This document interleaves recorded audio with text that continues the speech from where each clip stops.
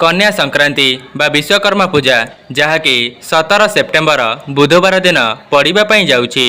तेबे आपण माने कन्या संक्रांति बा विश्वकर्मा पूजा दिन निज मुख्य द्वार रे करि दियंतु एही गोटिए काम। आपण माने जेउ भी कष्ट जंत्रणा भोग करूछंती किंबा ऋण करजरे बुड़ी जाइछंती नचेत अर्थजनित किछि समस्या देखा देउछि समस्त क्षेत्र रे शुभ फल मिली जिवो एवं एक मास मध्यरे आपणकर समस्त ऋण करज सुझीजिव। ता सहित आपणक घर को धन आसीबार मार्ग मध्य खोलीजिव एवं विश्वकर्मांकर आशीर्वाद आपणक उपरे रहिबा सहित लक्ष्मी नारायण मध्य आपणक उपरे प्रसन्न होइजिबे। जो माने नूतन कार्य को आरंभ करिबा पई मनस्थ करिथिले तेबे विश्वकर्मांकर आशीर्वादर से समस्त कार्य मध्य आपणकर शुभ मंगल हेबो।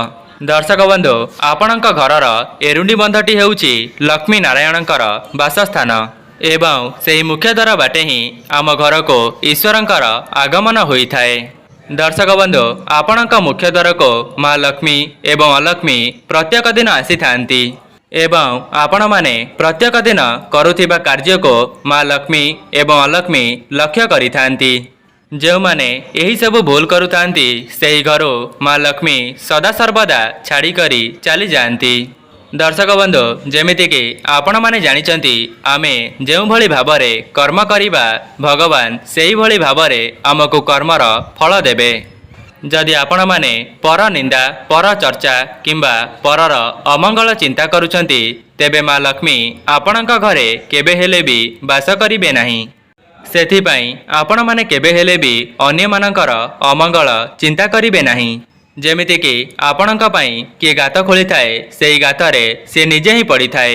आज्ञा हाँ दर्शक बंधु आपण माने एपरी करिबा द्वारा केबे हेले भी माँ लक्ष्मींकर आशीर्वाद पाई परिबे नाही। दर्शक बंधु मु आपण मानको जो उपाय बताइबी आपण माने कन्या संक्रांति बा विश्वकर्मा पूजा दिन निज मुख्य द्वार रे थरे मात्र परीक्षा करी देखिबे। दर्शक बंधु जेहेतु एथर विश्वकर्मा पूजाटी संक्रांति दिन पड़िबा सहित एकादशी मध्य रहुछि तेबे यह आपण मानक पई गोटिए सुवर्ण सुजोग अटे एवं एही जोगरे अनेक प्रकारर शुभ जोग बनिबा पई जाउछि। दर्शक बंधु जेहेतु 17 सेप्टेम्बर बुधवार दिन कन्या संक्रांति पड़िबा सहित एकादशी रहुअछि ता सहित विश्वकर्मा पूजा मध्य रहुछि तेबे आपण माने लक्ष्मी नारायणकर आशीर्वाद को प्राप्त करिबा सहित विश्वकर्मांकर मध्य आशीर्वाद पाई परिबे।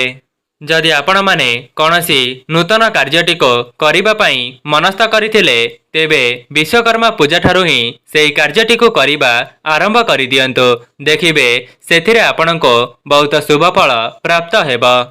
जो माने नूतन कार्यटी को करिबा पूर्वरु सेमानको बहुत बड़ बाधा विघ्न आसुथिला तेबे विश्वकर्मा पूजा ठारो सेही कार्यटी को करिबा आरंभ करि दियंतु देखिबे विश्वकर्मांकर आशीर्वादर आपणकर सेही कार्यटी शुभ मंगल हेबो। आज्ञा हाँ दर्शक बंधु एही विरल महासंजोगरे जदि आपण माने किछिटा उपाय को पालन करिबे तेबे आपणक उपरे लक्ष्मी नारायणकर आशीर्वाद प्राप्त हेबा सहित विश्वकर्मांकर आशीर्वाद मध्य आपण माने पाई परिबे एवं जदि आपण मानको लक्ष्मी नारायणकर आशीर्वाद मिली जाए तेबे आपणक जीवन रे जहाँ भी किछि धनजनित समस्या लागी रहिछि किंबा आपण माने ऋण करजरे बुड़ी जाइछंती तेबे से सबु मध्य आपणकर दूर होइजिबो।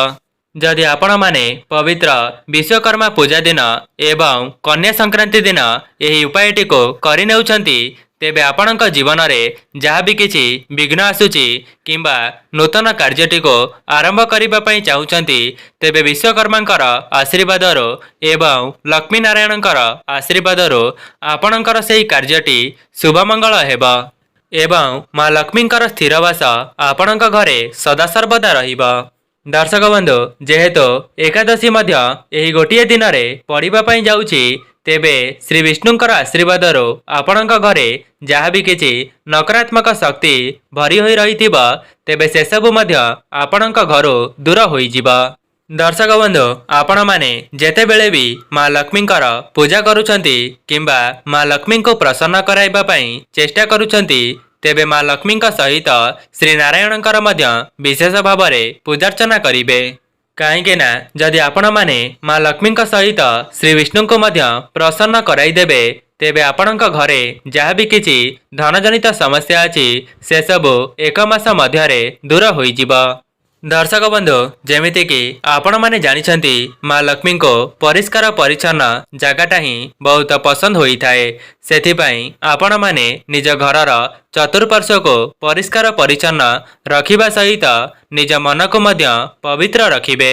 जदि आपणक द्वारा संभव हेउछि तेबे विश्वकर्मा पूजा दिन आपण माने कौनसी गरीब गुरुबा किंबा भिकारी माननको किछि खाद्य दान करिवे नचेत आपणक सक्षम अनुसार सेमाननको किछिटा साहाय्य करिवे जहाद्वारा विश्वकर्मा मध्य आपणक उपरे प्रसन्न हेबे।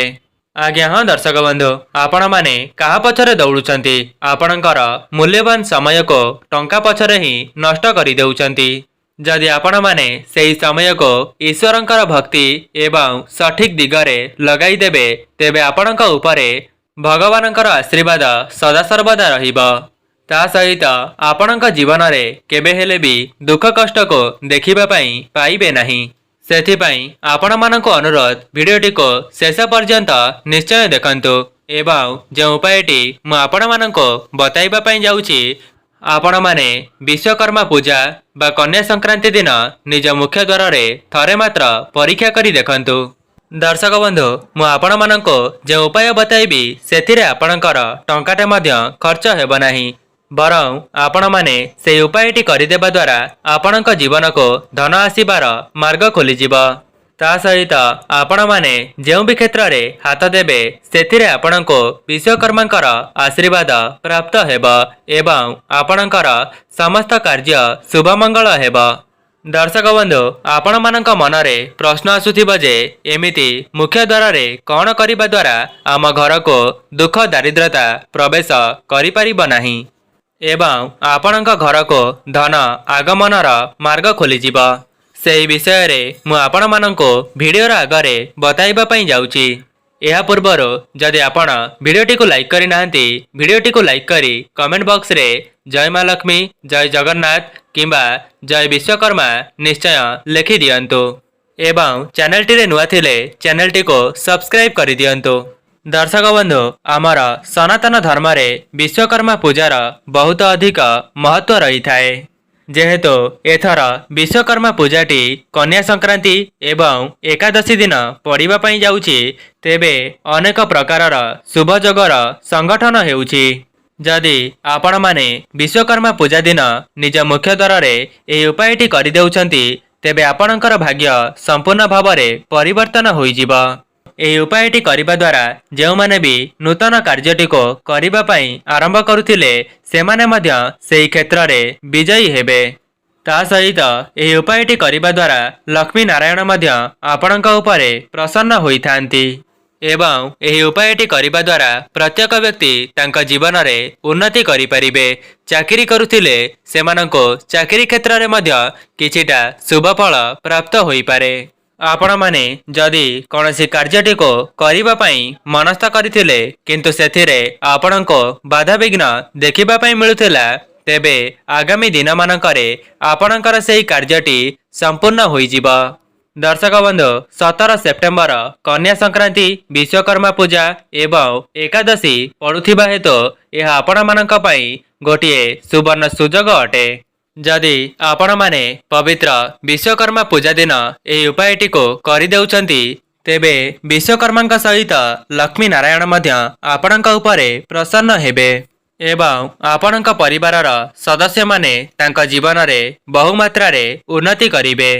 तेबे जेउ माने भी एही वीडियोटी को देखुचंती जदि आपण माने भी लक्ष्मी नारायणकर आशीर्वाद को पाइबा पई चाहुचंती एवं निजर धनजनित समस्या को दूर करिबा पई चाहुचंती तेबे विश्वकर्मा पूजा दिनर एही समय रे निज मुख्य द्वार रे एही गोटिए काम को निश्चित परीक्षा करी देखंतु।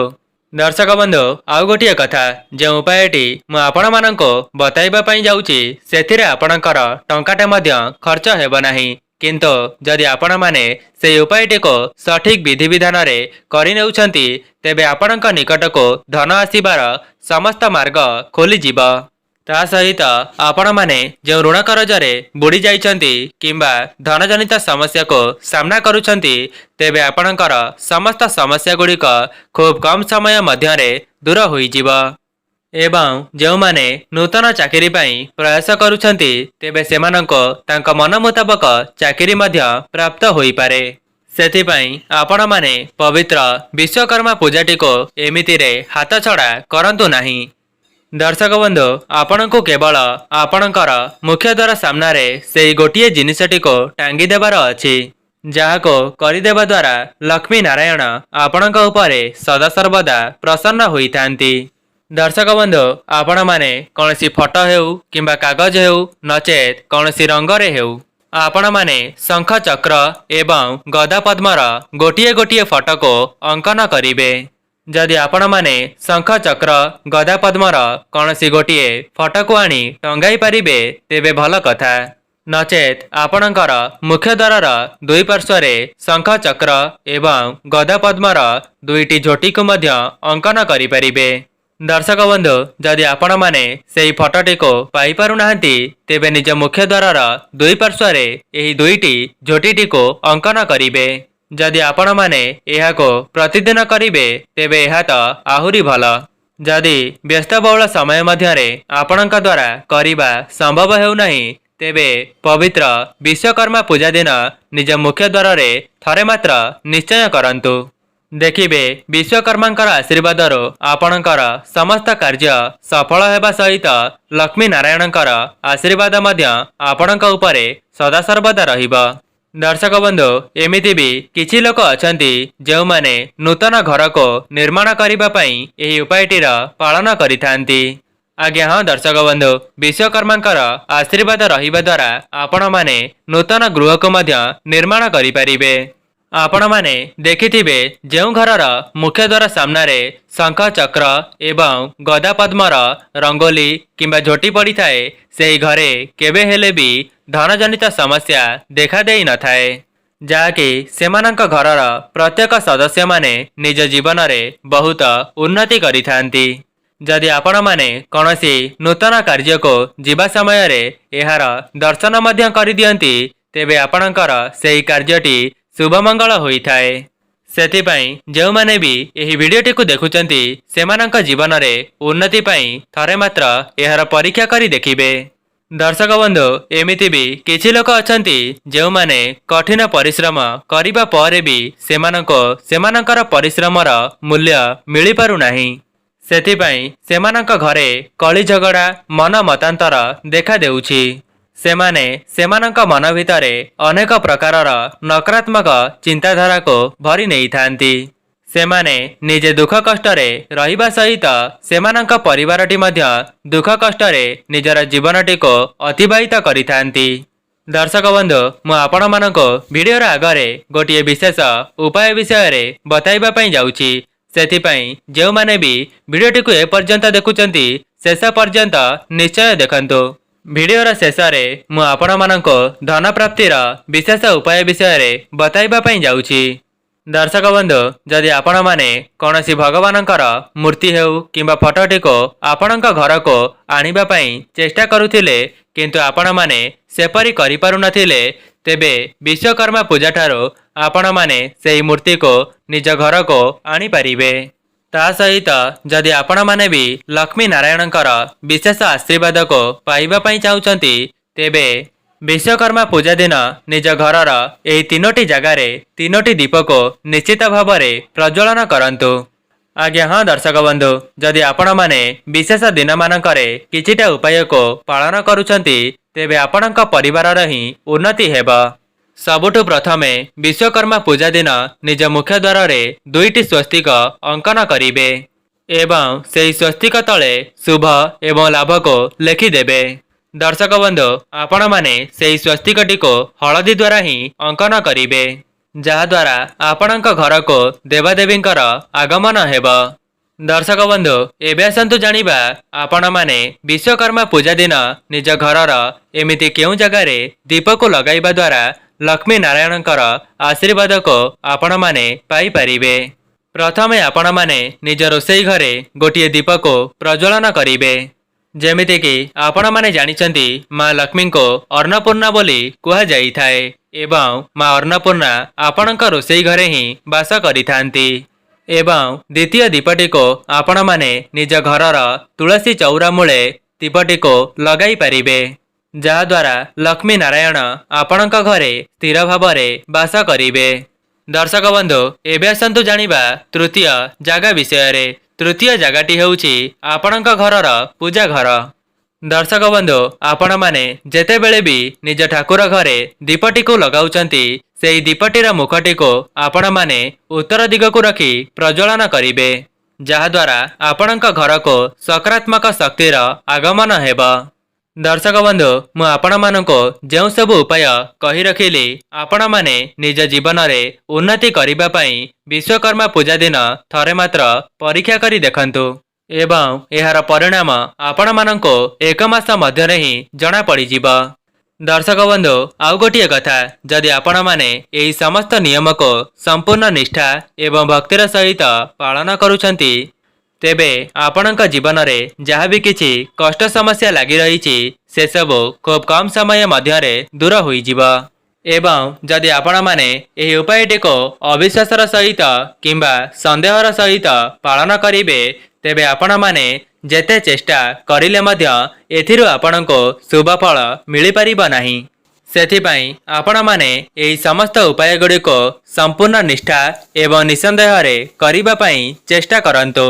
ଦେଖିବେ ବିଶ୍ୱକର୍ମାଙ୍କର ଆଶୀର୍ବାଦରୁ ଆପଣଙ୍କ ଜୀବନରେ ଯାହା ବି କିଛି କଷ୍ଟ ସମସ୍ୟା ଲାଗି ରହିଛି, ସେସବୁ ଖୁବ୍ କମ୍ ସମୟ ମଧ୍ୟରେ ଦୂର ହୋଇଯିବ। ଦର୍ଶକ ବନ୍ଧୁ, ଯେମିତିକି ମୁଁ ଆପଣମାନଙ୍କୁ ବତାଇଥିଲି, ଭିଡ଼ିଓର ଶେଷରେ ଗୋଟିଏ ଆପଣମାନଙ୍କୁ ବିଶେଷ ଉପାୟ ବିଷୟରେ ବତାଇବା ପାଇଁ ଯାଉଛି। ସେହି ଉପାୟଟି ହେଉଛି, ଯେମିତି ମା ଲକ୍ଷ୍ମୀଙ୍କୁ ପଦ୍ମ ଫୁଲ ପସନ୍ଦ ହୋଇଥାଏ, ଆପଣମାନେ ମା ଲକ୍ଷ୍ମୀଙ୍କର ବିଶେଷ ଆଶୀର୍ବାଦକୁ ପାଇବା ପାଇଁ ମା ଲକ୍ଷ୍ମୀଙ୍କୁ ଏହି ଦିନ ଗୋଟିଏ ପଦ୍ମ ଫୁଲ ନିଶ୍ଚିତ ଭାବରେ ଅର୍ପଣ କରିବେ। ଦେଖିବେ ଏପରି କରିବା ଦ୍ୱାରା ମା ଲକ୍ଷ୍ମୀ ଆପଣଙ୍କ ଉପରେ ପ୍ରସନ୍ନ ହୋଇଯିବେ।